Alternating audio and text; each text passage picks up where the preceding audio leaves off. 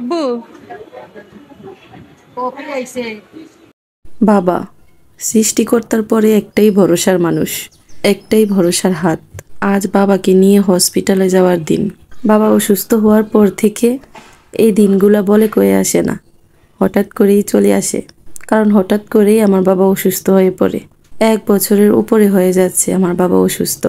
এই 1 বছর বাবাকে অন্যভাবে দেখছি, অন্য রূপে দেখছি।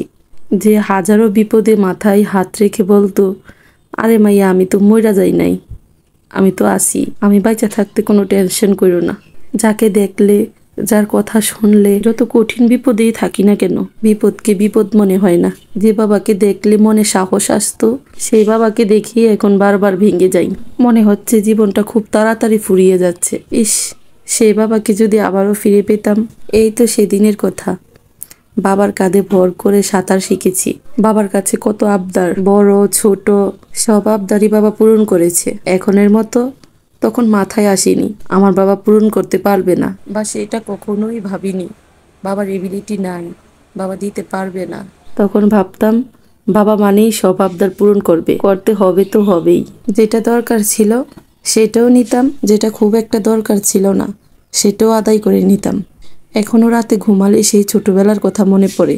ছোটবেলায় যখন সাইকেল চালানো শিখেছিলাম, সাইকেলের পিছনে বাবাকেই ধরতে হতো।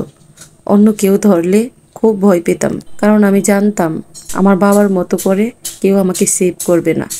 সাইকেলের পিছনে দৌড়াতে দৌড়াতে হাঁপিয়ে গেলেও সাইকেল ছাড়তো না। কখনো সেটা ভাবতামই না যে আমার বাবারও কষ্ট হয়।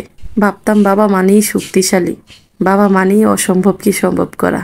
কিন্তু আমাদের এই ছোট বড় সকল চাহিদা পূরণ করার জন্য বাবাদের যে কি পরিমাণ কষ্ট হয়, সেটাকে আমরা সন্তানরা কখনো ভেবে দেখেছি?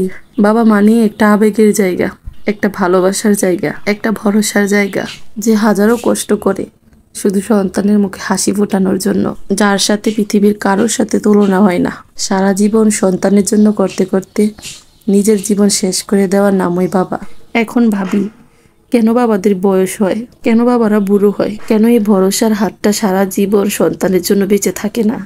ছোট বড় সকল বায়না যে পূরণ করেছে। ছোটবেলায় যাকে ভাবতাম সুপারম্যান, সেই সুপারম্যান বাবাকে যখন দেখি অসহায়ের মতো তাকিয়ে আছে, তখন মন চাই কলিজা ফেটে নিজের হায়ারটুকু বাবাকে দিয়ে দেই। নিজের সামনে বাবার কষ্ট দেখা একটা সন্তানের জন্য যে কতটা বেদনাদায়ক, শুধু সেই সন্তানরাই বলতে পারবে।